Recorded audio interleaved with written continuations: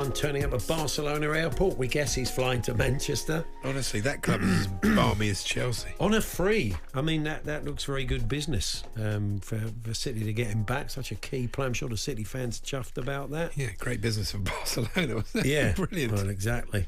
Well, let's talk transfers now. Tom Barclay from The Sun joins us. Good afternoon, Tom. Afternoon, chaps. There's a couple of stories today around City and potential replacements for Julian Alvarez. Kyogo of Celtic, such a great player for them, has been mentioned in dispatches. I'm sure that Brendan Rodgers would fight this to the last, but, you know, when City come calling... Yeah, difficult. It's difficult, but he did sign a new deal last summer, didn't he? Because they feared Ange might come calling. I was going to say, Paul, you're probably aware of him because of his work with Ange Postecoglou and the fact that when Harry Kane left, I think there were a few suggestions of Tottenham being interested. I don't know if there was anything in that. It was more the fact that Ange had worked with him before. Obviously, he brought him to Celtic, and he's been an absolute stunning success up in Celtic, finishing off those cutbacks that you know so well at Tottenham now with the way Postecoglou plays. And you can sort of understand it from Man City's point of view. I mean, at first you think, 29, that doesn't really feel like a sort of long-term signing. Well, first of all, who knows how long Pep Guardiola is going to be at Man City, but obviously it's quite a specific profile they're looking for, because Haaland is number one, a bit like with Kane all those years at Tottenham, where they're looking for someone who can sort of fill in where they can, and he's just been absolutely prolific up in Scotland, and yeah, they're looking at him. He's 29, he's got 73 goals, I think, in about 135 games for Celtic. And he did score against City in pre-season, took his goal really, really nicely. So, you know, they're probably on their radar already, but that can always help your cause when you score against the club that are interested in you. The problem is you end up like Alvarez, you score 19 goals and you're not getting the game time you think you deserve, and then that doesn't work for you either. I mean, he can play a bit wider, but they've got plenty of good players who can play a bit wider, haven't they? Yeah, I mean, City have just got an embarrassment of riches, haven't they? But, you know, when you sell Alvarez and we consider how much game time he had last season, and the fact that Erling Haaland isn't exactly, you know, he has had a few injuries in the past. He's missed games here and there, and with so many fixtures, particularly this season with the Club World Cup at the end of it. You would have thought before the deadline closes that they would look to bring in someone who can fill in for him when he's not available. Although obviously City have won the league without a striker in years gone by. But yeah, this one, the more you think about it, even at first you might think not the obvious City signing, makes more sense the more you sort of consider what he could bring to the party. We're going to chat about Matt O'Reilly later on with Nick Szczepanik, so we'll park that one. We'll have a chat about Carlos Soler, who's at PSG. West Ham would like him, but they're going to have to ship a couple out.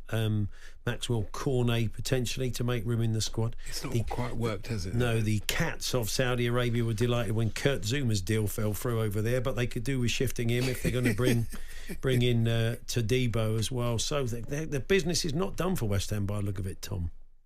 Yeah, that seems to be the case. Looking at Jacob Steinberg's reporting in The Guardian, it does sound like they need to sell or to let some players go before they bring any more in, which would make a lot of sense given how many players they brought in already and how much spending they've lavished, I suppose, in the age of profit and sustainability rules. Yeah, you're right. Zuma, Maxwell Cornet, Maxwell Cornet is a player that when he's fit, which is the key point, it can be really, really effective, but he's always had troubles with injuries. It sounds like Agger, the centre-back, who I thought had played pretty well for West Ham over the years, but when you bring in Todibo and you bring in Mats Kilman, it sounds like they could ship him out. And yeah, Soler, another player that they're looking at, another midfielder who's got 14 caps for Spain. He's 27. He's at PSG, who always look to sort of refresh their squad. It does sound like he's available, but as you say, most likely a loan with an option or obligation. But West Ham might need to do a bit of business going out before they can bring anyone else in. I'm expecting a lot of moves before the end of the window, not just Chelsea, but all the market itself. I think there's some real bargains to be had in the last few days, especially the last day. Yeah, if you hold your nerve. That's right. It's difficult though, isn't it? Because if you've got players you really want, I mean, you really do. It's real brinkmanship, isn't it? Yeah, I suppose the market's always like that. What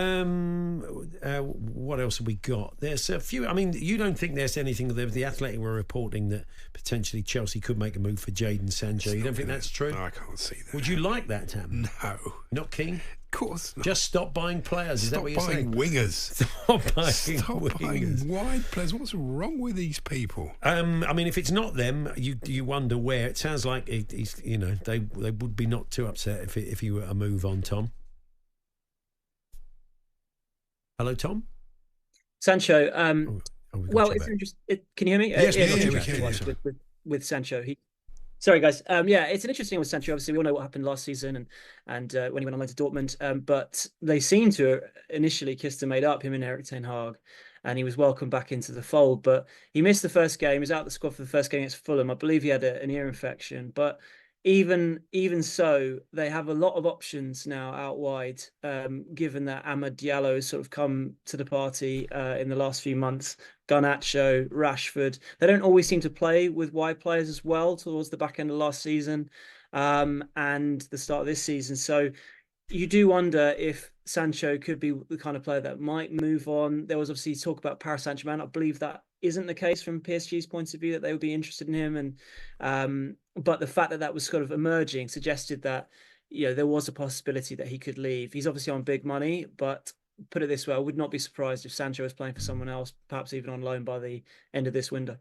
Saw Sky chatting to Thomas Frank at Brentford training earlier on today, and Ivan Toney was training. Yeah, well, they want to keep him fit. They do want to keep him fit, but normally when you pull a player out of a game and they want to play, it's where a deal is imminent. It's gone very quiet. I mean, I know it's only been a couple of days. It's a bit of brinkmanship. They want the money they want for him. They think he's worth 50 million. I mean, when it's very difficult. He's only got a year left. It's difficult. Even if you're Saudi Arabia and you've got plenty of money to spend, if you're not bidding against, I think it'd be so sad if he goes to Saudi Arabia. If you're not bidding against anybody and you're being expected to pay top dollar, it's quite hard to have a bidding war when there's only, it sounds like, one definite player in town who are close to coming to what you want for the deal. If these PSR rules, Tom, are but affecting the Premier League like this, that you're getting a good player who could definitely do well at another club, but he can't go there because he's too old and there's no resale value, then the rules need changing. Otherwise, we're going to lose these players to Saudi Arabia. It makes no sense. And that's not good for the Premier League, Tom, is it?